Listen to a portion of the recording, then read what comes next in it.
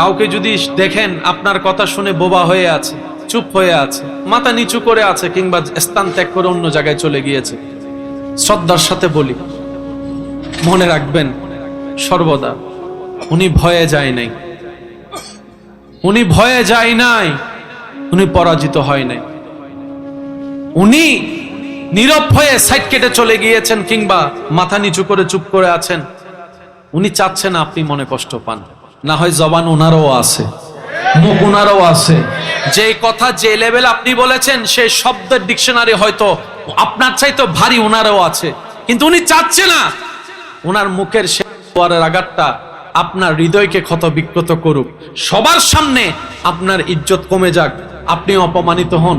চাচ্ছে না বলেই চুপ করে আছে, উনি চাচ্ছে না বলেই নীরব হয়ে আছে। আর এইদিকে উনি ধৈর্য ধরে নীরব হয়ে আছে, ওদিকে ওনার পক্ষ থেকে আল্লাহ ফেরেশতা দিয়ে উত্তর দেয়া হবে। সুবহানাল্লাহ। মনে রাখবেন প্রিয় ভাই, মুমিন বান্দার ডিকশনারিতে লস বলতে কোনো শব্দই নেই। মুমিন বান্দার ডিকশনারিতে লস বলতে কোনো শব্দই নাই। মুমিন বান্দা কাটার ব্যথা পাইলো গুনাহ মাফ হয়ে যায়। মুমিন বান্দা উপবাস থাকলো আল্লাহ তাআলা রিজিকে বরকত এনে দেয়। জীবন চলার পথে কখনো নিজের সাথে কারো তুলনা করবেন না, অন্যের সাথেও নিজের তুলনা করবেন। আপনি আপনি আপনি অন্য হতে যাবেন কেন? আপনার জায়গায় আপনি শ্রেষ্ঠ, সে আপনি যাই করেন, যে এলাকায় থাকেন, যে পরিবারে আপনার জন্ম, আপনি আপনার জায়গায় শ্রেষ্ঠ, উনি ওনার জায়গায় শ্রেষ্ঠ। আল্লাহর বান্দা প্রত্যেকজন, নবীর উম্মত প্রত্যেকজন আপন আপন জায়গায় শ্রেষ্ঠ এবং বাদশা। সুবহানাল্লাহ। কখনোই অন্যের সাথে নিজেকে তুলনা করে হিসাব করবেন না, কারণ এই তুলনাটা আসে শয়তানের পক্ষ থেকে। কারণ এখান থেকে আপনার হতাশার সৃষ্টি হয়। এই হতাশা শয়তানে এনে দেয় যে না আপনি আল্লাহর নাশুকরিয়া করেন। মাথায় থাকবে ইনশাআল্লাহ। কখনো কারো সাথে তুলনা নিজেকে করা যাবে। আপনি বলবেন আমি আমার জায়গায় বেস্ট, আমার আল্লাহ আমাকে যেভাবে বানিয়েছেন আমি সেভাবে শ্রেষ্ঠ। যতটুক পারেন আল্লাহর উপর তাওয়াক্কুল রেখে নবীর প্রেম নিয়ে জীবন পথে এগিয়ে যান। আপনার জন্য যা রিজিকে বরাদ্দ আছে, আপনার দুশমন যদি আপনার গলার উপর পড়ে, ওই রিজিক কখনো নিতে পারবে। সবাই মিলে যদি আপনার দুশমনি করে আপনাকে নামাতে চায়, সে স্থান থেকে কখনো নামাতে পারবে না যে স্থানে আপনার রব আপনাকে দেখতে চায়। ওই স্থান থেকে কেউ সরাতে পারবে না। তো টেনশন কি? একজন রব আছে না নাই? আর একটু জোরে বলেন, একজন মালিক আছে না নাই? একজন রাজ্জাক আছে না নাই? একজন আজিজ আছে না নাই? একজন গফফার আছে না নাই? একজন মালিক আমাদের আছে না নাই? তিনি দেখে কি দেখে না, শুনে কি শুনে না, জানে কি জানে না, বুঝে কি বুঝে না? এরকম একজন রব থাকতে আমাদের আর টেনশন করার দরকার। রবের উপর তাওয়াক্কুল রাখবেন, নবীর প্রেম আদব অন্তরে রাখবেন, সর্বোচ্চ পরিশ্রম দিয়ে সামনে এগোনোর চেষ্টা করবেন।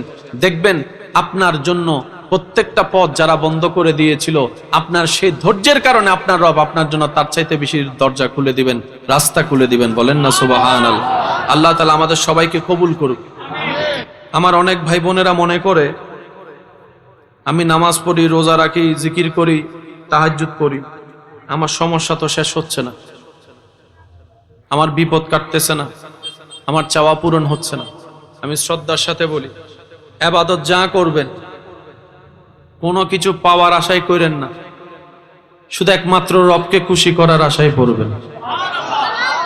আপনি এটা মনে করবেন না আমি নামাজটা পড়বো গোল্ডেন এ প্লাস পাবো। আল্লাহর ওয়াস্তে এই চিন্তা অন্তরে রাখেন না। আপনি বলবেন আমি আমার রবকে খুশি করার জন্য পড়বো, এবার আমার রব খুশি হয়ে জানা দেয়, আমার রব খুশি হয়ে জানা দেয়। আমার নির্দিষ্ট কোনো চাওয়া নাই, কারণ আমি আমার ভালো যতটুক জানি তার চাইতে বেশি আমার আল্লাহ জানে। সবচাইতে বড় কথা, আপনি আপনাকে যতটুক ভালোবাসেন তার চাইতে 1000 গুণ বেশি আপনার রব আপনাকে ভালোবাসে। আপনি আপনার ভালো আর কদ্দুর জানেন? অনেকে তো ভালো মনে কইরা ফালাই বিয়ে করছিল, তো চুপ করি থেকে দিয়া এনে মুসকি মুসকি আসেন নি কিছু ন হক। অনেকে ভালো মনে কইরা পালাই বিয়ে করে না, 6 মাস বাদে হদে আয় কি কইলাম। আছে না ভাই, আছে না? বলেন না, আছে না? এখানে অনেক দোকানদার আছে, ঝগড়া কইরা দোয়ানি লইম দেই না আর দম ভরিব দে লই 6 মাস বাদে হতে লাভ নাই। বুঝতে পারছি? মনে রাখবেন, রিজিক কোনো নির্দিষ্ট কাজের মধ্যে নাই, আজীবন মাথায় রাখবেন। আপনি মনে করছেন যে আমাকে বিসিএস ক্যাডার হতে হবে, চেষ্টা করেন, হলে হলেন, না হলে নাই। বিসিএস ক্যাডার না হলে যে আপনার রিজিক বন্ধ হয়ে যাবে, বিষয়টা তো তা নয়। সূরা হুদের 6 নম্বর আয়াত আল্লাহ পাক বলেন, ওয়ামা মিন দাব্বাতিন ফিল আরদে, এই আরদে জমিনের মধ্যে যত প্রাণী আছে সবার রিজিকের দায়িত্ব আমি আল্লাহ নিলাম। সুবহানাল্লাহ। আপনার রিজিকের দায়িত্ব কার? আল্লাহ। তো সুতরাং আপনার টেনশন করার দরকার নাই। তো আপনি শুধু শুকরিয়া করেন, ইস্তেগফার করেন, যতটুকু পারেন সৎ থাকেন, ইবাদত করার চেষ্টা করেন, নবীর আদব প্রেম নিয়ে চলতে থাকেন। আপনার রিজিক আপনার আল্লাহ পৌঁছায় দিবে, যেখানে আপনি থাকেন সেখানেই পৌঁছায় দিবে। সুবহানাল্লাহ। আমার কথা কি আপনারা বুঝতে পারছেন? কোন নির্দিষ্ট কাজের মধ্যে কোন রিজিক, এটা আল্লাহ যার কাজের মধ্যে যা রেখেছেন সেটা আপনি পাবেন। মনে থাকবে ইনশাআল্লাহ। ইবাদত করব একমাত্র কার খুশির জন্য? এবার উনি খুশি হয়ে যা দেন আমরা সেটাই আলহামদুলিল্লাহ হিসেবে গ্রহণ করব। রাজি আছি ইনশাআল্লাহ? আল্লাহ তাআলা কোরআনের মধ্যে বলেন, ওয়ালা নাবলুওয়ান্নাকুম বিশাইইন মিনাল খাউফি ওয়াল জুই ওয়া নাকসিন মিনাল আমওয়ালি ওয়াল আনফুসি ওয়াস সামারাত ওয়া বাশশিরিস সাবিরিনা আল্লাযীনা ইযা আসাবাতহুম মুসিবা ক্বালু ইন্না লিল্লাহি ওয়া ইন্না ইলাইহি রাজিউন। আপনি নামাজ পড়বেন তার মানে এই না যে আপনি কাঁটা ফুটবেন না। আপনি রোজা রাখবেন তার মানে এটা না যে আপনার বিপদ আসবে না। আপনি হজ করবেন তার মানে এটা নয় যে আপনার ব্যবসায় কখনো লস আসবে না। ওইটা আলাদা, এটা আলাদা। আমরা অনেক সময় দুইটাকে মিলাই ফেলি। বরং ইবাদতের কারণে বিপদটা যে মাত্রায় আসা দরকার ছিল আল্লাহ সেই মাত্রাটাকে কমিয়ে দেয়। বলেন না সুবহানাল্লাহ। বরং ইবাদতের কারণে আমরা যতদিন ধৈর্য ধরে অধৈর্য হয়ে শেষ হয়ে যাওয়ার কথা, আল্লাহ দয়া করে সেই ধৈর্যের লেভেলটা আরো বাড়ায় দেয়। মাথায় রাখবেন এই কথাগুলা।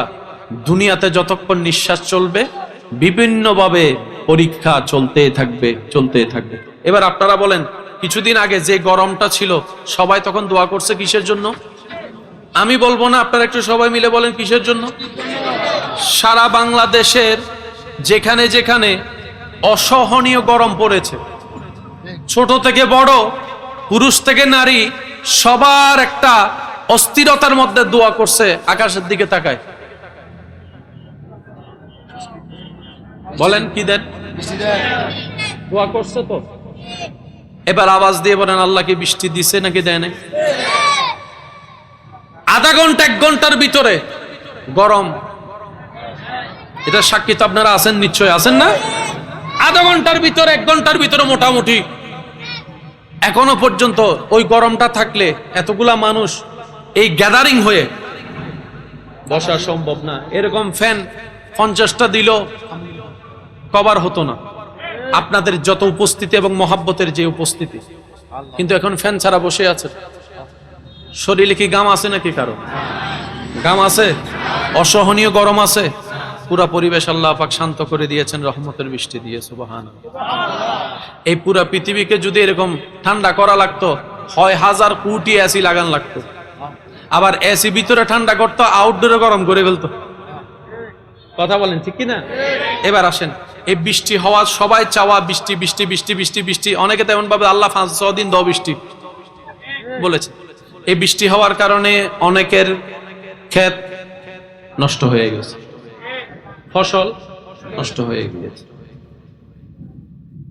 বিষয়টা কি? আল্লাহ পাক বলে যে আমি আগেই তো তোদেরকে বলেছি, আমি আল্লাহ বিভিন্ন ভাবে তোদেরকে পরীক্ষা করব। অনেক সময় তুই সারাদিন পরিশ্রম করে বান্দা ক্ষেত চাষ করে ফসল আনার 2 দিন আগেই আমি বৃষ্টি দিয়ে সব ধ্বংস করে দিব, তুফান দিয়ে সব ধ্বংস করে দিব। আল্লাহ, আমি যে পরিশ্রম করলাম, আমি যে ঘাম জড়ালাম, আমি যদি এই চাষটা টিকতে না পারে, আমার যদি না হয়, তাহলে আমার পরিবার উপবাস থাকবে, আমি বেতন দিতে পারবো না, আমি এটা করতে পারবো, আমি সেটা করতে পারবো না। রব বলে যে আমি সব জানি, আমি দেখতে চাই হাজার কষ্ট দেওয়ার পরও কে আমি রবের হয়ে থাকে, কে আমি রবের হয়ে থাকে, কে আমি রবের হয়ে থাকে, আমি সেটা দেখতে চাই। আমি দেখতে চাই হাজার কিছু নষ্ট করার পরও কে রাগ না করে, নারাজ না হয়ে আমি রবের দরবারে শুকরিয়ার সিজদা দিতে পারে, আমি সেই বান্দাদেরকে দেখতে চাই। বলেন না সুবহানাল্লাহ। হিকমত কার? এবার আপনারা একটু সিদ্ধান্ত নেন, যার জায়গা সে যা মন চায় তা করতে, বলেন না, যার মোবাইল সে যা মন চায় তা করতে, যার গরিব তার যা মন চায় তা করতে। জমিন কার? বলেন না, আরো জোরে। আকাশ কার? আসমান কার? ওনার যা ইচ্ছা তা করবে।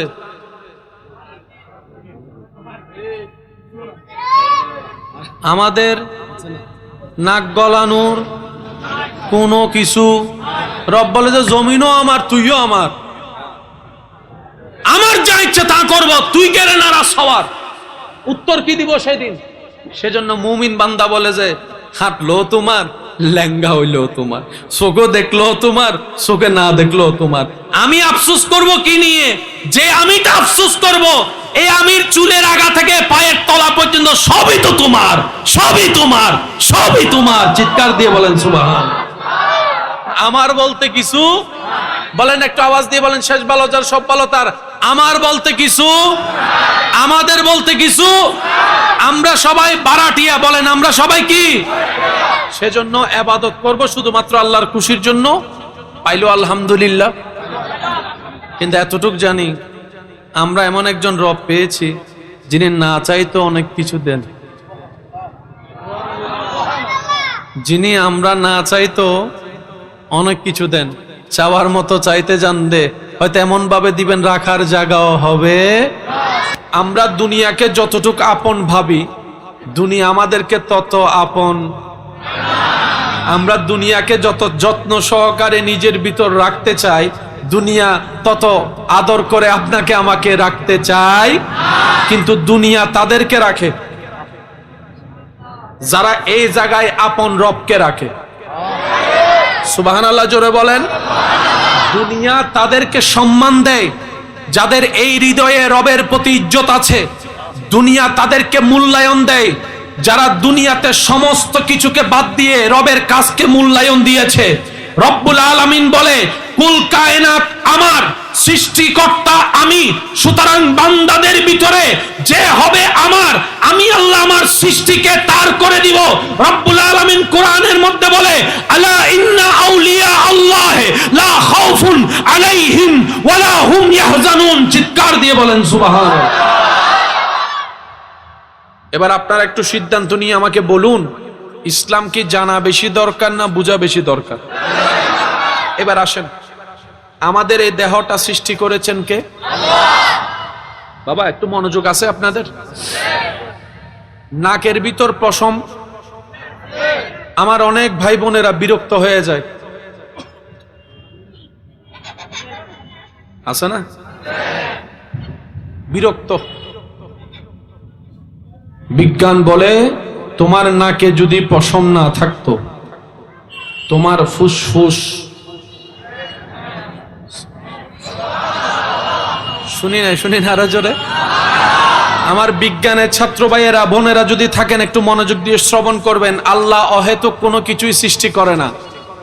আল্লাহর প্রত্যেকটা সৃষ্টিতে বিশেষ কিছু কারণ থাকে। নাকের ভিতর পশম আছে না নাই? এবার সব সময় কি আপনি মাস্ক লাগাতে পারেন? সম্ভব? এবার আপনার এই জায়গায় দুলি আছে না নাই? রাস্তার দুলি, গাড়ির দুলি, কাজের দুলি, ময়লার দুলি, হাজার কিছু আপনার নিঃশ্বাসে ভিতরে ফুসফুসে যাচ্ছে কি যাচ্ছে না? এবার আল্লাহ তাআলা কি করলেন? আপনার নাকের ভিতরে পশমের ব্যবস্থা করে দিয়েছে।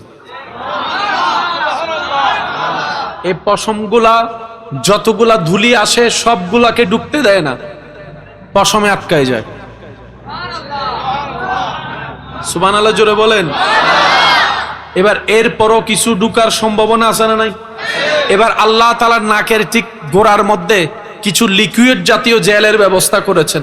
ওই জেলগুলো আপনার সেই ধুলিকে আর ভিতরে যেতে দেয়। এবার আপনাদের শর্টকাট ভাবে বললে বুঝতে পারবেন। করোনাকালীন সময়ে ডাক্তার আমাদেরকে বারবার একটা পরামর্শ দিয়েছে, হাসি আসলে কি করো? ভাই আপনারা বলেন না, হাসি আসলে কি করতে হয়? মাস্ক না থাকলে বলছে, একটু বলেন না, বলছে? শুনছেন? ডাক্তার মহোদয় আপনি আমাকে এরকম করতে বললেন কেন? বলে যে হাসির মাধ্যমে যেটা নিঃশ্বাস বের হয়, এই নিঃশ্বাসে শুধু বাতাস বের হয় না, তোমার নাকে জমে থাকা রোগগুলা বের হয়, জীবাণুগুলা বের হয়, অসুখগুলা বের হয়। সেটা যদি তুমি হাত না দাও, বাতাসের সাথে আরেকজনের নাকে গিয়ে লাগবে, সে অসুস্থ হয়ে যাওয়ার সম্ভাবনা আছে। বর্তমান ডাক্তার বলে হাসি আসলে নাক ঢেকে রাখো, হাসি আসলে মাস্ক পরে রাখো, হাসি আসলে মুখ ঢেকে রাখো, যাতে তোমার সেই হাসিটা অন্যের কোনো কষ্টের কারণ না হয়। বিজ্ঞান এখন বলছে নাকের হাসি থেকে রোগ ছড়ায়। একই তত্ত্ব 1450 বছর আগে আল্লাহ তাআলা কামলিওয়ালা মদিনাওয়ালা দয়াল নবী দিয়ে বিশ্ববাসীকে জানাই দিয়েছেন, হাসি আসলে মুখের সামনে হাত রেখে দাও। চিৎকার দিয়ে বলেন। এবার বলেন, বেঁচে থাকার জন্য নিঃশ্বাস নেওয়ার দরকার আছে না নাই? এই নিঃশ্বাসের ভিতর দুল জীবাণু আছে না নাই? প্রথম প্রোটেকশন পশম, দ্বিতীয় প্রোটেকশন আপনার সেই জেলগুলা। এবার এরপরও যখন নিঃশ্বাসটা আপনি জোর করে টেনে নিচ্ছেন, ডাইরেক্ট সেই নিঃশ্বাস ফুসফুসে যায় না, মাঝখানে একটা ফিল্টার মেশিন আছে। সুবহানাল্লাহ, আর কেন জোরে হন না জান না? মাঝখানে একটা ফিল্টার মেশিন। এবার আওয়াজ দিয়ে বলুন, আপনার নিঃশ্বাসকে পরিষ্কার করে ফুসফুসে দেওয়ার জন্য মাঝখানে যিনি ফিল্টার মেশিনের মতো এত টেকনোলজিক্যাল বিষয় ব্যবহার করেছেন, আওয়াজ দিয়ে বলুন তিনি কে? আল্লাহ। সুবহানাল্লাহ, সুবহানাল্লাহ, সুবহানাল্লাহ। এবার আপনি নিঃশ্বাসটা নিলেন, গরম না ঠান্ডা? যখন ফেলেন একটু হাত দিয়ে দেখেন, আরো দেখেন। আল্লাহর কুদরত দেখার ইচ্ছা আছে না? একটু দেখেন না, মুখেরটা দেখেন। নিঃশ্বাস নাকেও নেওয়া যায়, কিন্তু আপনারা নেন কি দিয়ে? কি দিয়ে? মুখ দিয়ে 5 মিনিট নিঃশ্বাস নিয়ে দেখেন।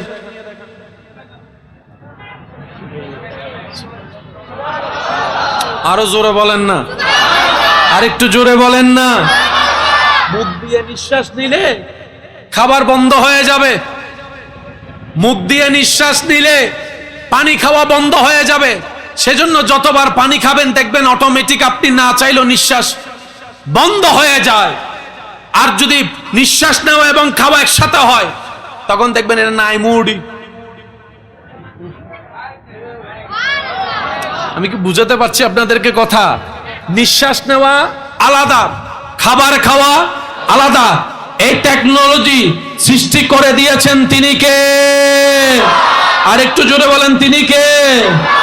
এবার আসেন, খাবার খাওয়ার সময় জিহ্বা দরকার আছে না নাই? এই জিহ্বার মধ্যে একটা লালা আছে না নাই? সেজন্য বেশি জাল লাগলে হইতো ইন্ন হওয়ারও কিছু, বেশি জাল লাগলে লালা, আপনি দেখবেন বেশি যখন ঝাল লাগে আপনার মুখের লালাগুলো একটু জমাট হয়ে যায়, ভারী হয়ে যায়। খেয়াল করে দেখবেন, যত লালা ফালাই দিবেন জাল তত। এবার বলেন জিহ্বা কয়টা? আরো জোরে। এই জিহ্বার ভিতর জাল লাগলেও বুঝে, মিষ্টি লাগলেও বুঝে, তিতা লাগলেও বুঝে। সুবহানাল্লাহ গরজে হই হো। এই জিহ্বার ভিতরে মিষ্টি লাগলেও বুঝে, তিতা লাগলেও বুঝে, টক লাগলেও বুঝে, ঝাল লাগলেও বুঝে। খাবার নষ্ট হলেও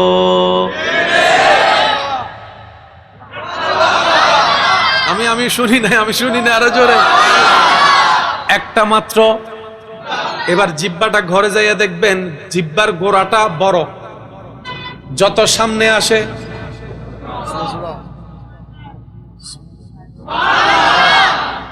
জিহ্বার গোড়াটা মাথাটা। এবার সে জিহ্বা যখন আপনি খাবার মুখে দেন, বেঁচে থাকার জন্য তো খাবারের দরকার আছে না নাই? এবার খাবারের ভিতর অনেক রকম খাবার আছে না নাই? একটু জোরে বলেন। নরম খাবার, শক্ত খাবার, হাড্ডি খাবার, চর্বি খাবার, শাক খাবার, গোস্ত খাবার। আপনি যখন খাবার মুখে দেন, আজকে খাবার পরে দেখবেন অটোমেটিক আপনার যে খাবারের জন্য যে দাঁত দরকার, আপনার জিহ্বা অটোমেটিক খাবারকে সেই দাঁতের নিচে নিয়ে যায়। আজীবন খেয়ে গেছেন, হয়তো খেয়াল করার সময় পান নাই। সামনে দাঁত আছে না নাই? এবার বলেন, যখন হাত দি চাবান, সামনের নাকি পিছনের? আরো জোরে বলেন, আরো জোরে বলেন। আপনি যখনই হাড্ডি নিবেন, দেখবেন আপনার হাত অটোমেটিক। আরো জোরে বলেন না। এবার অনেকে হাত দি সুইসা মগজ খাওয়া পছন্দ করে, যে আছে না নাই?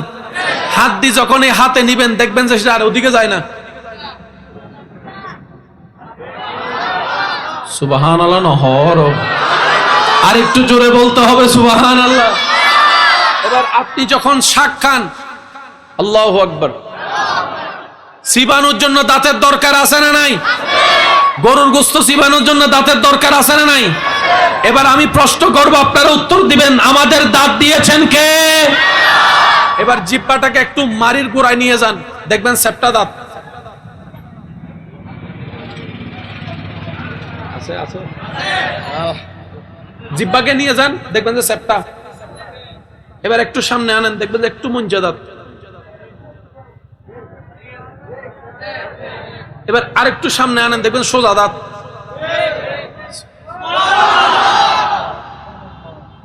কুকুরের দাঁত দেখছেন? সিংহের দাঁত, ছাগলের দাঁত, গরুর দাঁত, গরুর দাঁত। এবার আমাদের ভিতরে গরুর দাঁতের মতো দাঁত আছে না নাই? আবার সিংহের দাঁতের মতো দাঁত আছে না নাই?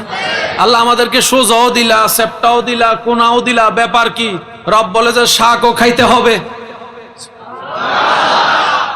হাড্ডিও চাবাইতে হবে, গোস্তও ছিটতে হবে।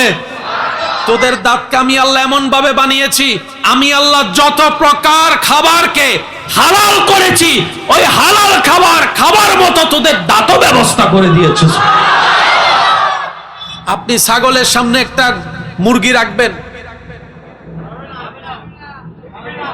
সে খাবে শাকসবজি, শাকসবজি খাওয়ার দাঁত হলো সোজা। আপনি সিংহের সামনে যখন শাকসবজি রাখবেন, সে খাবে গোস্ত, সেজন্য দাঁতগুলা মঞ্জে মঞ্জে।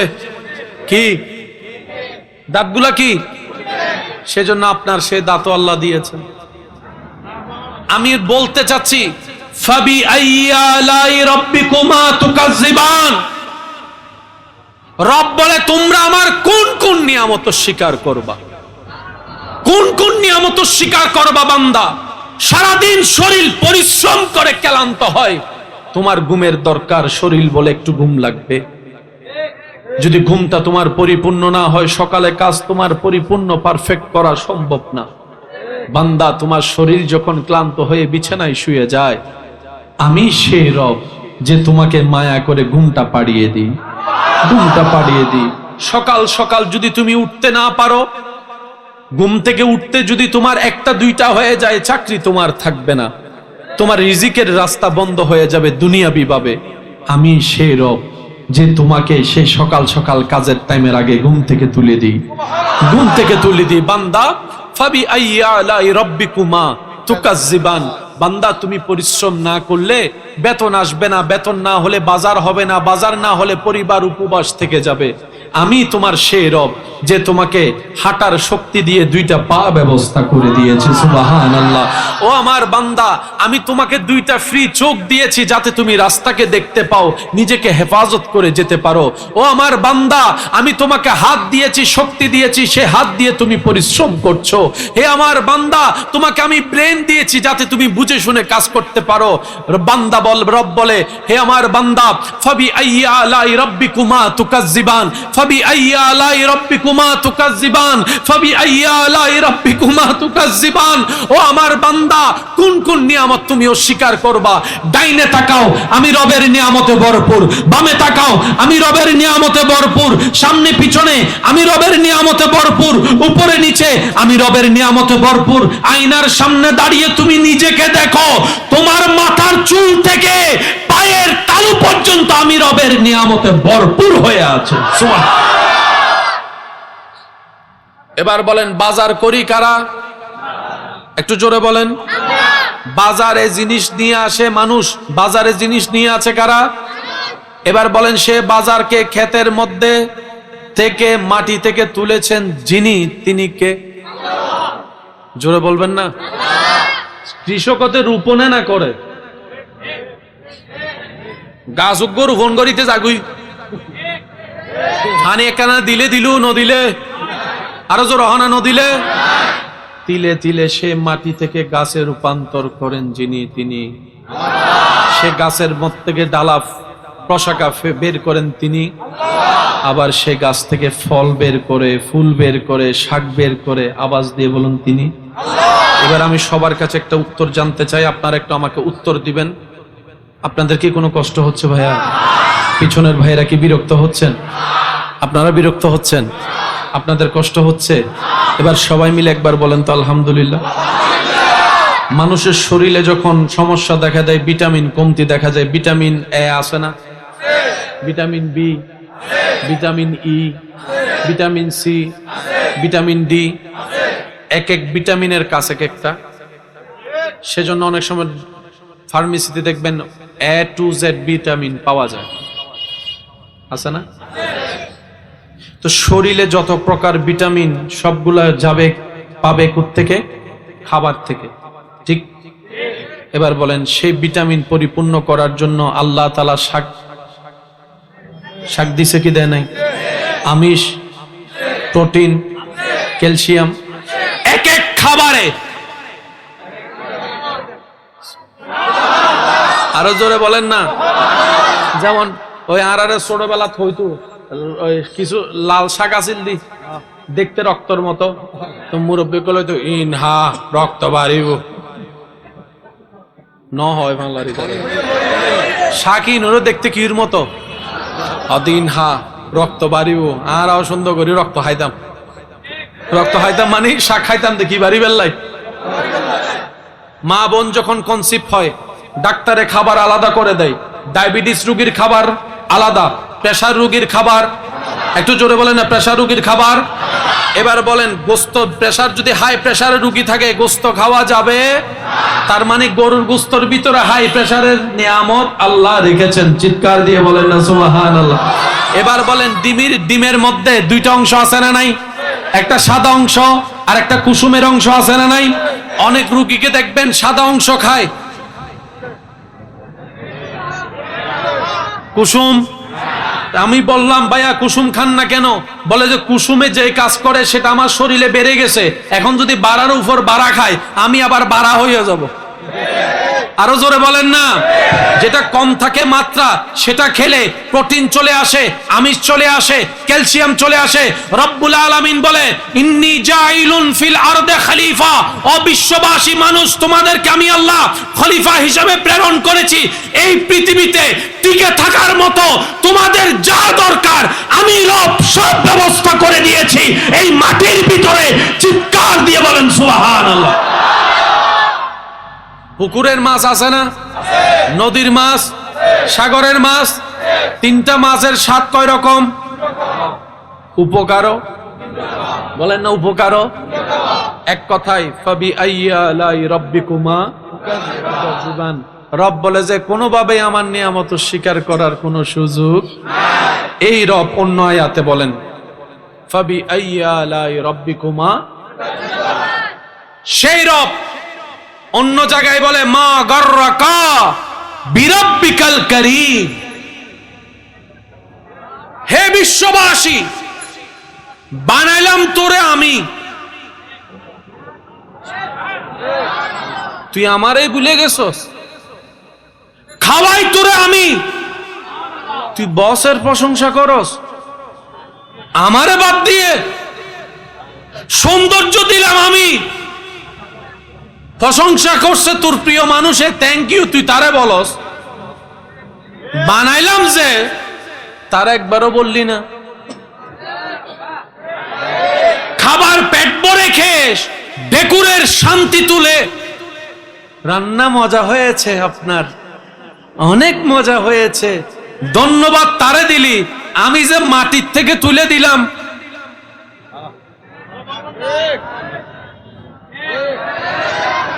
কোলে সন্তান নিয়ে এক একজনের মন্তব্য শুনে খুশিতে আল্লাহতে আত্মহারা তুই। ছেলেটার চেহারা যা সুন্দর হয়েছে, তোর মেয়ে বেবিটা মাশাআল্লাহ চমৎকার সুন্দর, থ্যাংক ইউ ভাবি, থ্যাংক ইউ ভাইয়া, থ্যাংক ইউ বলে বলে মুখে ফেনা তুললি। তোর বাচ্চাটারে যে আমি পাঠাইছি, আমি বানাইছি। মা গাররাকা বিরাব্বিকাল করিম, মা গাররাকা বিরাব্বিকাল করিম। তুই বন্ধুরে মনে রাখলি, আমারে ভুলে গেলি, বসের প্রশংসা করলি, আমাকে ভুলে গেলি, খাবারের প্রশংসা করলি, রিজিক দাতাকে ভুলে গেলি, তুই অমুকের প্রশংসা করলি, আমার প্রশংসা ভুলে গেলি। মা গাররাকা বিরাব্বিকাল করিম, তুই সবারে মনে রাখলি, আমি রবকে ভুলে গেলি। মা গাররাকা বিরাব্বিকাল করিম, রান্না করার প্রশংসা করলি, রিজিক দাতাকে ভুলে গেলি। মা গাররাকা বিরাব্বিকাল করিম, ঘুম সুন্দর হওয়ার কারণে রুমের এসির তোষকের প্রশংসা করলি, আমি রব যে তোকে ঘুম দিলাম, আমি রবের কথা ভুলে গেলি। মা গাররাকা বিরাব্বিকাল করিম, ও বান্দা একটু হুঁশ কর, একটু চিন্তা কর, সবাই মনে রাখলি, আমি আল্লাহরে ভুলে গেলি, আমারে ভুলে গেলি। তুই এমন কোন জিনিস তোর ইম্পর্টেন্ট হয়ে গেল যে আমি রব থেকে তোকে সরাই দিল? কিন্তু মনে রাখবি একদিন, ইন্না লিল্লাহি ওয়া ইন্না ইলাইহি রাজিউন। বান্দা মনে রাখ কিংবা না রাখ, একদিন তোর নিঃশ্বাসটা বন্ধ হবে হবে। বান্দা তুই মনে রাখ কিংবা না রাখ, একদিন তোর শরীরটা নিতর হতেই হবে। বান্দা তুই মনে রাখ কিংবা না রাখ, একদিন তোর শরীরে রং বেরঙের কাপড় ফেলে সেলাইহীন একটি কাফনের কাপড় সাদা তোকে পড়তেই হবে, পড়তেই হবে, পড়তেই হবে। বান্দা তুই মনে রাখ কিংবা না রাখ, একদিন তোকে আমার কাছেই ফিরতে হবে। ওয়া ইন্না ইলাইহি রাজিউন, ফিরতে হবে সেই মালিকের দিকে, যে মালিক তোকে হাজার গুনাহ করার পরও রিজিক বন্ধ করে দেয় নাই, সেই মালিকের দিকে তোকে ফিরতে হবে। বান্দা ফিরতে হবে। বান্দা তুই আসতে চায় কিংবা না চা, তোকে একদিন আমার কাছে আসতে হবে। তোর রাজ্জাকের সামনে তোকে দাঁড়াতে হবে, তোর রহমানের সামনে তোর দাঁড়াতেই হবে, তোর মালিকের সামনে তোর দাঁড়াতেই হবে, তোর আজিজের সামনে তোর দাঁড়াতেই হবে, তোর গফফারের সামনে তোর দাঁড়াতেই হবে। সুবহানাল্লাহ, সুবহানাল্লাহ। বান্দা একদিন তোকে আসতে হবে, সে আশাটা যেহেতু আসতেই হবে, জেনে শুনে আয়, বুঝে আয়, যেন তোকে বাধ্য হয়ে আসতে না হয়। যদি তুই আমাকে খুশি করে আসতে পারিস, দুনিয়াতে কি পেয়েছিস তার চাইতে হাজার গুণ আমি আল্লাহ তোকে জান্নাতের মধ্যে দান করব। সবকিছু দিয়েছেন আল্লাহ, সবকিছু দিচ্ছেন আল্লাহ, সবকিছু দিবেন আল্লাহ। ফিরে যেতে হবে কার দিকে? আসছি কোত্থেকে? এবার আমরা সবাই বললাম, আল্লাহ কি দিব তোমাকে?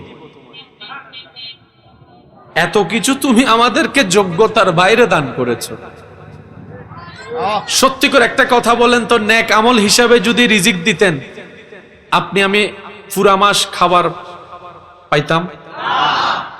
গুনাহ দেখে যদি রিজিক কাটতেন, আপনি আমি এই দুনিয়াতে বেঁচে থাকতে পারতাম? তিনি এমন রব যিনি বিনা হিসাবে দান করেন।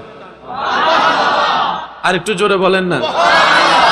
এক আশেক বলে, আমি ওনাকে গনে গনে কেন স্মরণ করব, যিনি গণাহীন ভাবে আমাকে দান করেন। আর একটু জোরে, আমি ওনাকে গনে গনে কেন স্মরণ করব, যে রব আমাকে হিসাব ছাড়াই বেশুমার নিয়ামত দান করতে থাকেন, করতে থাকেন, করতে থাকেন। আমরা বললাম, আল্লাহ তোমাকে কি দিব, দিতে মন চাচ্ছে অনেক কিছু। রব বলে যে আমাকে দেওয়ার মতো ক্যাপাসিটি তোদের কাছে নাই। একটু কথা বলেন, কথা বলেন, আছে আছে? রব বলে আমাকে দেওয়ার মতো ক্যাপাসিটি তোদের কাছে নাই। আমরা বললাম আল্লাহ, তারপরও তো মন চাই তোমাকে কিছু দেওয়ার জন্য, তোমার জন্য কিছু করার জন্য। রব বলে যে তোর যদি এতই মন চায় তাহলে কর। আমরা বললাম আল্লাহ কি করব? রব বলে যে আমি চোখে যখন চা দিব খুশি মনে সব গ্রহণ করিস বান্দা। এত আস্তে সুবহানাল্লাহ। রব বলে আমি চাই তোকে আমি যখন যা দিব, যতটুক দিব, তুই খুশি মনে সেটা গ্রহণ করবি। গ্রহণ করে হিসাব করিস না বন্ধু কি পেয়েছে, অমুকে কি পেয়েছে, তুলনা করিস না। আমি তোকে যা দিয়েছি সেটার উপর খুশি থাকবি, আর খুশি থেকে মন থেকে একবার আমার প্রশংসা করে আলহামদুলিল্লাহ বলবে। আমরা বললাম আল্লাহ এই ছোট্ট কাজ। রব বলে যে আগে ছোট্ট কাজটা করে দেখা, তারপরে বলি ছোট্ট কাজ কিনা। আশা করি আপনারা বুঝতে পেরেছেন আমি কি বুঝাতে চাচ্ছি। শুনতে সহজ, একদম সহজ কাজ, পানির চাইতে সহজ। আলহামদুলিল্লাহ বলে এটা আবার কি কঠিন। কিন্তু আমাদের জীবনে অর্ধেক সময় পার হয়েছে আলহামদুলিল্লাহ না বলে। রব বলে বান্দা যা দিব হা হুতাশ করিস না, খুশি থাকিস, আমার শুকরিয়া করিস। এবার আমরা বললাম আল্লাহ আমরা তো জানি, আমরা দেখেছি ভালো কিছু না করেও তুমি আমাদেরকে অনেক নিয়ামত দিয়েছো। এখন ভালো কিছু যেহেতু করছি, তুমি যে কিছু দিবা না সেটা আমার মন মানতে চাচ্ছে না। আমার মন বলছে তুমি এখনো কিছু দিবা। ইবাদত না করে যদি এতটুক দাও, ইবাদত করার পরে তো আরো বেশি দিবা মন বলে। রব বলে যে হ্যাঁ বান্দা তুই ঠিকই ধরেছিস, লা ইন শাকারতুম লা আযীদান্নাকুম লা আযীদান্নাকুম লা আযীদান্নাকুম। বান্দা নিয়ামত আমার, দিয়েছিও আমি বিনা হিসাবে। শুকরিয়া যদি করস, আমি আল্লাহ ওয়াদা করলাম লা আযীদান্নাকুম, যা নিয়ে খুশি হয়েছিস তা আমি বাড়াই দিবই দিবই দিব। এতটুক কথা যারা বুঝতে পেরেছে তারা একবার বলেন মারহাবা। আপনি আমাকে 1 বোতল পানি দিবেন, আমি আপনাকে 2 বোতল দিব। কয় বোতল? কম না বেশি? এটাও বেশি। 3 বোতলও, 4 বোতলও। কিন্তু আল্লাহ তাআলা কি বলছেন দেখেন, লা ইন শাকারতুম, 10 টাকা পেয়ে যদি শুকরিয়া করো, লা আযীদান্নাকুম, আমি আল্লাহ বাড়াই দিব। কতটুক দিব এটা বলে নাই। সুবহানাল্লাহ, জোরে বলেন না। এবার বুঝতেছেন আল্লাহ কি দেয় না নাকি আমরা নিতে জানি না? আপনারা যেটা বলবেন আমি সেটা নিয়ে সামনে যাব। আমাদের রব কি দেয় না নাকি আমরা নিতে জানি না? দোষ কাদের? ব্যর্থতা কাদের? কমতি কাদের? রব বলে যে যা দিয়েছি যোগ্যতার বাইরে দিয়েছে তোকে, সুতরাং শুকরিয়া কর। যদি করতে পারিস দিল থেকে শুকরিয়া, লা আযীদান্নাকুম, অবশ্যই আমি বাড়াই দিব। দিব না? বলেন বলেন। তো বাড়াই দেওয়ার মধ্যে 1 গুণও হয়, 2 গুণও হয়, 3 গুণও হয়। আল্লাহ কত গুণ বাড়াই দিবা? রব বলে যে তোমার প্রেম যতটুক হবে, তোমার ভক্তি যতটুক হবে, তোমার আদব যতটুক হবে, তোমার মহব্বত যতটুক হবে, সেই তুলনায় আমি আল্লাহ বাড়াই দিতেই থাকবো, দিতেই থাকবো, দিতেই থাকবো। আমি আল্লাহ এবং আমার রসুল কারো বাকি রাখি না। একটা মত, এই কথা আজীবন মাথায় রাখবেন, আল্লাহ এবং রসুল কারো কর্জ রাখে না, কারো গিফট বাড়াই দেয়। আপনি যদি আল্লাহকে, আল্লাহর জন্য 10 টাকা দেন, আল্লাহ আপনাকে 100 দিবেই, এটা আল্লাহর ওয়াদা। নইলে তো বান্ধকল আবার হোঁড়া মারে, আয় 1 লাখ টাকা দিয়ে দিন না মসজিদ নাই বাংলার কেন, আয় মসজিদ 1 লাখ টাকা দিয়ে দিন না দিয়ে দে আল্লাহ, সে সত্যি করে হঙ্গ ইতের টিয়া না আল্লাহর টিয়া, আল্লাহর টিয়া আল্লাহর মসজিদে দিতে আবার বুক ফুলাই হওয়ার আল্লাহ হদ্দে হাত টিয়া হারে দিয়েছ তুই সুবহানাল্লাহ না হওয়ার। সবকিছুর মালিক তো আমি রব, দুনিয়াতে মালিক কেউ নেই, সবাই বারাটিয়া, সবাই বারাটিয়া, সবাই বারাটিয়া। ডান হাত তুলে দেখাই বলেন ঠিক কিনা? সব বারাটিয়া, মালিক কেউ, মালিক কেউ। সেজন্য আল্লাহর রাস্তায় যা দিবেন সে তখন বলবেন আমি অযোগ্য, আল্লাহ দয়া করেছেন বলে দিতে পেরেছি। দোয়া করেন যেন সামনে আরো দিতে পারি, আল্লাহ যেন আমাকে আরো দেয়। তোই দেখবেন আপনার এই সম্পদের কখনো কমতি আসবে। কিছুদিন আগে হয়তো আপনারা দেখেছেন শুনেছেন, প্রবাসে থাকা আমার একজন ভাই দীর্ঘ সময় প্রবাস জীবন কাটিয়ে রাত দিন পরিশ্রম করে রক্তকে পানি করে শরীরের দিকে না তাকিয়ে নিজের দিকে না তাকিয়ে পরিশ্রম করে তিলে তিলে জমানো টাকা দিয়ে দেশে জায়গা কিনেছেন, বিল্ডিং তৈরি করেছেন। উনি প্রবাস জীবন কাটিয়ে শেষ সময়ের এই সময়গুলা পরিবার নিয়ে জীবন কাটানোর চেষ্টায় নিয়তে এসেছেন। কিছুদিন যেতে না যেতেই ওনার ছেলে মেয়েরা ওনার গলাতে সম্পত্তির ভাগের জন্য, বাবার গলায় সন্তানের, কেন দললি ভাই, কেন দললি বোন, বলে যে থাকতে থাকতে সম্পত্তিগুলা ভাগ করে দিতে বলো। উনি মরার পরে আমরা ভাই বোন ঝগড়া করতে রাজি না, অমুককে বেশি দিবে আমাকে কম দিবে সেই সুযোগ আমি দিতে রাজি না। সন্তান হয়ে বাবার গলায় হাতিয়ার,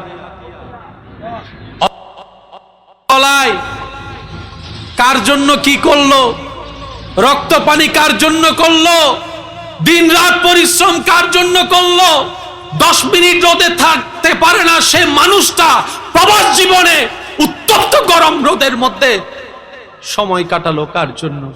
ছেলে মেয়েদের মুখে একটু হাসি ফুটানোর জন্য, একটু সুন্দর কাপড় পরানোর জন্য।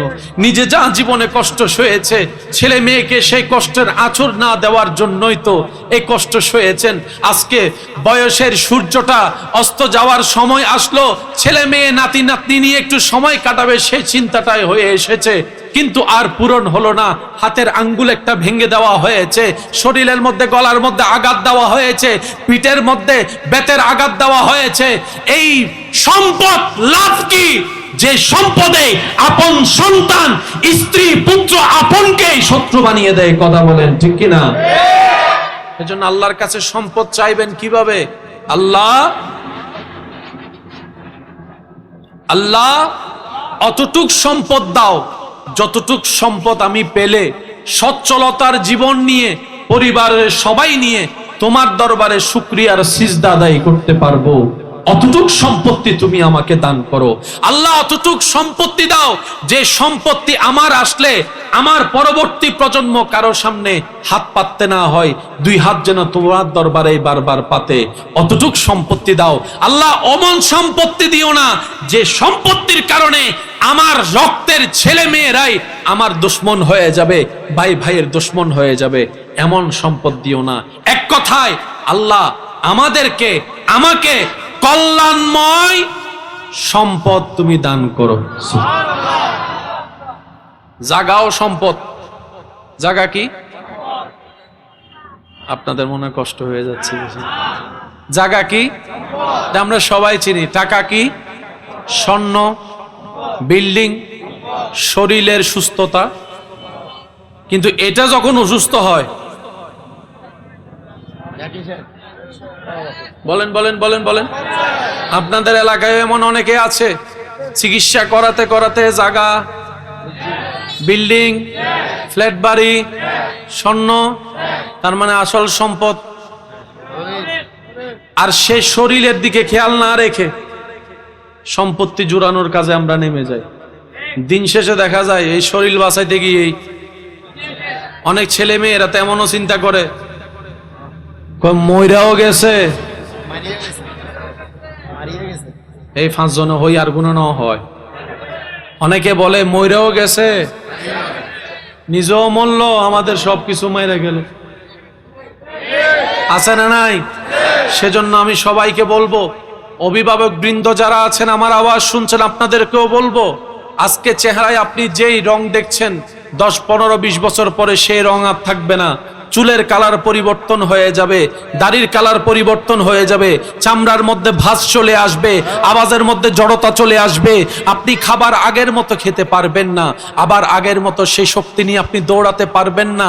সূর্য অস্ত যাবে, জীবনের সূর্য।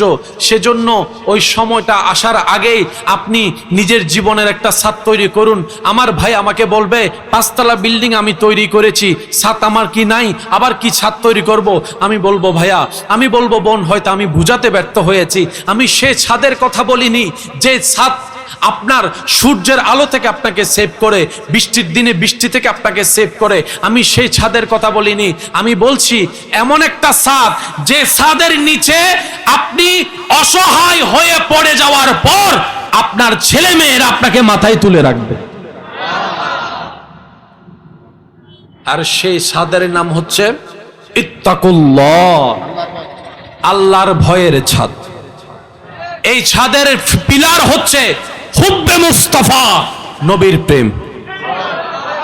নবীর প্রেমের খুঁটি দিয়ে আল্লাহর ভয়ের ছাদ যদি তৈরি করে সেখানে অবস্থান করতে পারেন, লিখে রাখবেন আপনার মরণ পর্যন্ত আপনার ছেলে মেয়ে আপনার সাথে বেয়াদবি করা তো দূরের কথা, চোখে চোখ তুলে পর্যন্ত তাকাবে না।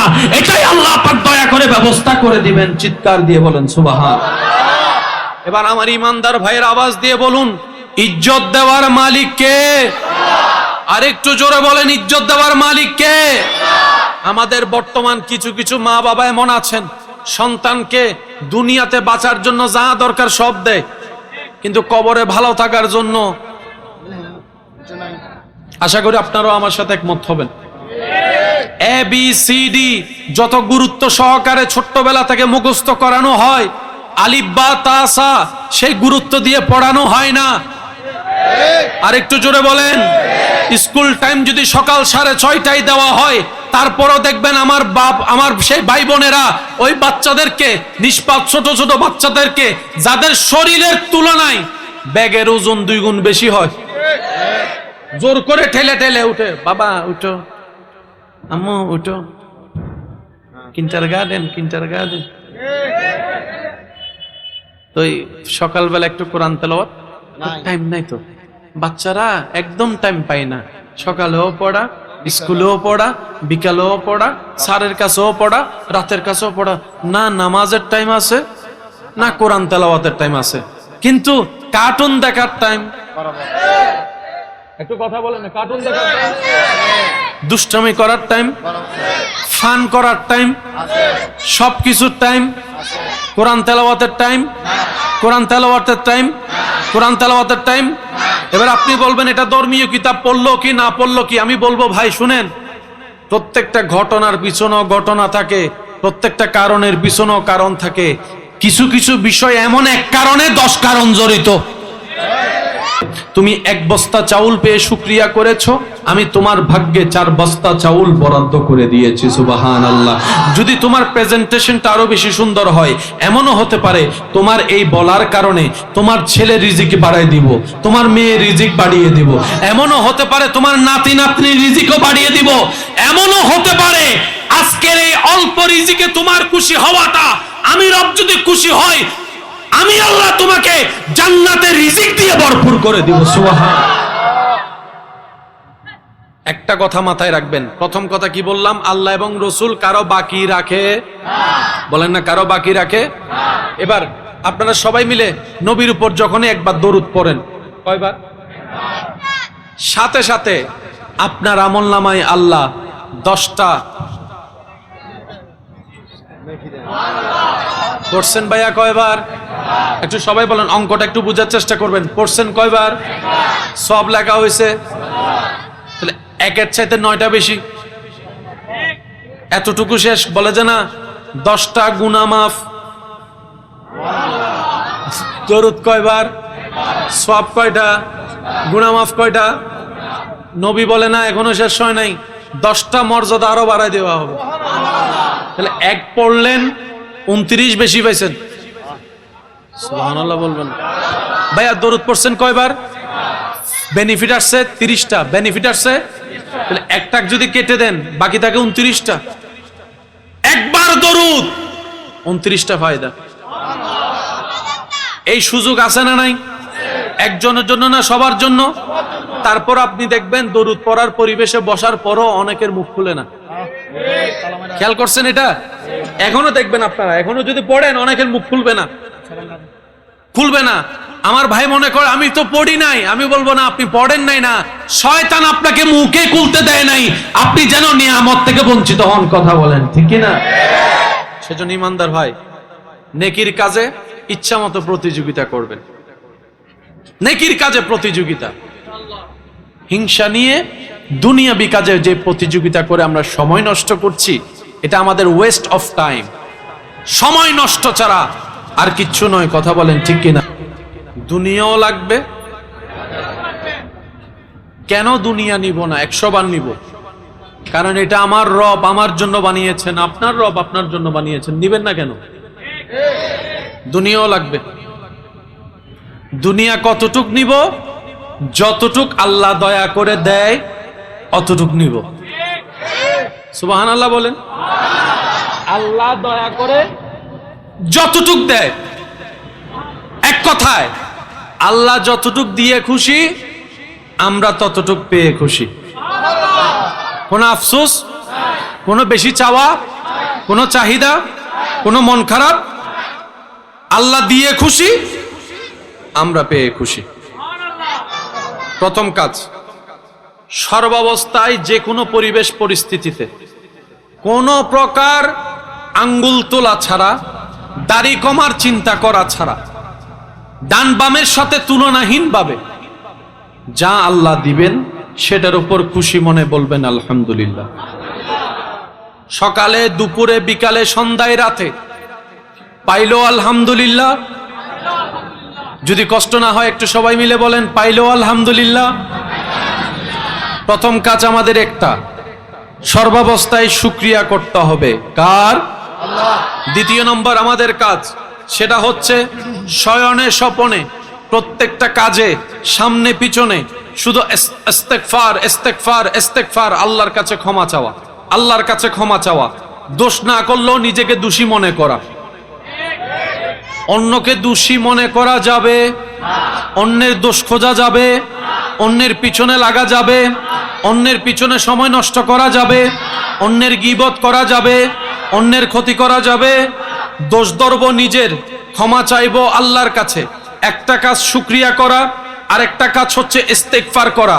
তৃতীয় নম্বর যে কাজ, সব সময় ওযু অবস্থায় থেকে দরুদ শরীফ পাঠ করা, দরুদ শরীফ পাঠ করা। চতুর্থ নম্বর কাজ, পারলে মানুষের উপকার করব, না পারলে দোয়া চেয়ে ওখান থেকে সরে আসব। পারলে মানুষকে খাবার দিব, না পারলে ওখান থেকে হাসি মুখে সালাম দিয়ে দূরে সরে আসব। কারো কোনো ক্ষতি করা যাবে, কোন সৃষ্টিকে অন্যায়ভাবে কষ্ট দেওয়া যাবে, কারো চোখের পানির কারণ হওয়া যাবে, কারো কষ্টের কারণ হওয়া যাবে। চতুর্থ নম্বর কাজ শেষ করলাম। পঞ্চম নম্বর কাজ, নিজের ভাবে নিজে চলা। প্রত্যেকটা কদম সামনে দেওয়ার আগে নিজের মনকে একবার প্রশ্ন করা, আমি কাজটা করলে আমার আল্লাহ খুশি হবে তো? আমি এই জায়গায় গেলে আমার আল্লাহ খুশি হবে তো? প্রত্যেকটা কাজে আল্লাহর খুশির কথা চিন্তা করা। অন্তত এই 5টা কাজকে যদি নিজের বন্ধু বানাতে পারি, ফিদ দুনিয়া হাসানাতাও ওয়া ফিল আখিরাতি হাসানা। চিৎকার দিয়ে বলেন সুবহান। এখানে একটা কথা মনে পড়ছে, বলি। প্রবাসী ভাইদের জীবন বড় কঠিন এবং কষ্টের। বিশেষ করে মিডল ইস্টে যারা থাকেন, যারা আছেন, ওনারা হয়তো প্রতিনিয়ত এই জিনিসগুলো ফেস করছে। আমাদের দেশ থেকে বেশিরভাগ মানুষ মিডল ইস্টে যাওয়ার জন্য একটা আগ্রহ কাজ করে, বিদেশে যাওয়ার। কিন্তু বর্তমান পরিবেশ পরিস্থিতি সবকিছু মিলে এত সুবিধার নেই। সেজন্য যাওয়ার আগে হাজারবার ভাববেন, যাওয়ার আগে হাজারবার তদারকি করবেন। যারা আছে ওনারাই কাজ পাচ্ছে না, এমন অনেক জায়গা আছে, আর ওনাদের উপর বিভিন্নভাবে জুলুম করা হচ্ছে। কফিল নামক যে জিনিসটা চালু আছে, কাজ করো আর না করো, প্রত্যেক মাসে নাকি 400 রিয়াল 500 রিয়াল ওনাকে দিয়ে ফেলতে হয়। ইনকাম করতে পারে না, খাবারের টাকা নাই, থাকার টাকা নাই, বাড়িতে পাঠাতে পারে না, কিন্তু ওই টাকাটা দিতেই হচ্ছে। আবার আকামা করতে নাকি একটা বড় অঙ্কের টাকা দিতে হয়। প্রবাসী ভাইদের জীবনকে অনেক মানুষ মনে করে শুধু টাকা আর টাকা। অনেকে দেখবেন প্রবাসী যারা থাকে তাদেরকে শুধু কল করে করে আবদার করে, একটা মোবাইল ফাটাও, একটা ল্যাপটপ ফাটাও, একটু স্বর্ণের চেইন পাঠাও। বুঝতে পারে না এমন অনেক প্রবাসী ভাইয়েরা আছেন যারা 2 বেলার মধ্যে 1 বেলা না খেয়ে টাকা জমাই পরিবারের কাছে টাকা পাঠায়। আপনারা আমরা মনে করি বিমানে চড়ে গিয়েছেন, হয়তো অনেক ভালো আছে। এমন অনেক প্রবাসী ভাইয়েরা আছেন যারা পরিবারকে জানতে দেয় না ওনাদের রাত কোথায় কাটে, ঘুমায় কোথায়, এমন এমন জীবন যাপন করছে। সেজন্য আমি অনুরোধ করব, যারা সংসারের দায়িত্ব কাঁধে নিয়ে পরিবার চালাচ্ছেন, দেশের হোক আর বিদেশের হোক, ঘরের ভিতর যারা থাকেন, আপনাদের উচিত, আপনাদের কাছে অনুরোধ, পুরুষের উপর আপনার আবদার প্রেজেন্ট করবেন, কিন্তু চাহিদার চাইতে বেশি নয়, অপ্রয়োজনীয় জিনিস নয়। আপনি বলবেন এইভাবে এই জিনিসটা দরকার, আপনি ওনাকে জানাই দিবেন। কারণ পুরুষ এমন একটা জাতি যে নিজের রক্তকে পানি করে পরিবারের মুখে খাবার দেওয়ার চেষ্টা করে। আপনাদের এখানে অনেক সময় দেখবেন বয়সে অনুমতি দেয় না এমন অনেক দাদার নানার বয়সী মানুষ রাস্তায় কাজ করছে। আপনি দেখছেন রিক্সা চালাচ্ছে, আমি বলি না ভাই রিক্সা চালাচ্ছে না, উনি পরিবারের মুখে খাবার ব্যবস্থা করার জন্য রাস্তায় নেমেছে। শরীর বলে আমার পক্ষে সম্ভব নয়, তখন সেই পুরুষ মনকে শুনিয়ে দেয়, তুই যদি আজকে দাঁড়িয়ে যাস তোর পরিবার দাঁড়িয়ে যাবে, তুই যদি আজকে থেমে যাস পরিবারের খাবার বন্ধ হয়ে যাবে, তুই যদি আজকে থমকে যাস কারেন্টের বিল আটকায় যাবে, বাসা ভাড়া আটকায় যাবে, তুই একজন যদি দাঁড়িয়ে যাস 5 জনের জীবন দাঁড়িয়ে যাবে। তখন সেই পুরুষ শক্তিহীনভাবে থাকা অবস্থায় আবার নতুনভাবে দাঁড়িয়ে যায়, নতুনভাবে দাঁড়িয়ে যায়, সর্বোচ্চ চেষ্টা দিয়ে কাজ করে যায়। সেজন্য একটা সংসার সুন্দর হওয়ার জন্য পুরুষও দরকার, নারীও দরকার। পুরুষের জায়গায় পুরুষের অবদান, নারীর জায়গায় নারীর অবদান, বাবা বাবার জায়গায় মা মার জায়গায়। মা যদি হয় ঘরের খুঁটি, বাবা হচ্ছে সেই ঘরের ছাদ। কথা বলেন ঠিক কিনা? আমাদের খুঁটিও লাগবে, ছাদও লাগবে। খুঁটিহীন ছাদের দাম নাই, ছাদহীন খুঁটির দাম নাই। তো পরিবার তো এভাবেই হয়। অনুরোধ করব, সংসারে যারা ইনকাম করে তাদের উপর কোনো জোর জবরদস্তি করেন না। উনি দিতে পারছে না নয়, দেওয়ার ক্ষমতা নাই বলে দিতে পারছে না, এটাও আপনাকে একটু বুঝতে হবে। তারপরেও যদি আপনি 1000 বার কথা শুনেন, দেখবেন পৃথিবীতে বেশিরভাগ মানুষ স্ট্রোক করে মারা যাওয়ার লিস্টিতে নারীর তুলনায় পুরুষের সংখ্যা, একটু জোরে বলেন না, পুরুষের সংখ্যা। বেশিরভাগ পুরুষ স্ট্রোক করে মারা যায়, বিভিন্ন প্রকার চাপ সহ্য করতে না পারে, পরিবারের টেনশন মাথায় নিয়ে শরীরের লোড অতিরিক্ত হয়ে যায়, বাঁচতে আর পারে না। সুতরাং নারীর উচিত পুরুষকে ভালো রাখা, পুরুষের উচিত নারীকে ভালো রাখা। স্বামী স্ত্রী মিলে তো সংসার পরিবার। কথা বলেন ঠিক কিনা? আপনারা যত এইভাবে থাকবেন, আপনাদের ঘরে ফুটন্ত ফুল যারা বাচ্চারা হবে তারা সুন্দর একটা পরিবেশ পাবে, সুন্দর একটা শিক্ষার জায়গা পাবে। কারণ বাচ্চাদের জন্য আসল বিদ্যালয় স্কুল কলেজ মাদ্রাসা নয়, মা বাবার বিদ্যালয় আসল বিদ্যালয়, শ্রেষ্ঠ বিদ্যালয়। কথা বলেন ঠিক কিনা? আল্লাহ তাআলা আমাদের সবাইকে বুঝার, আমল করার তৌফিক দান করুক। আমিন।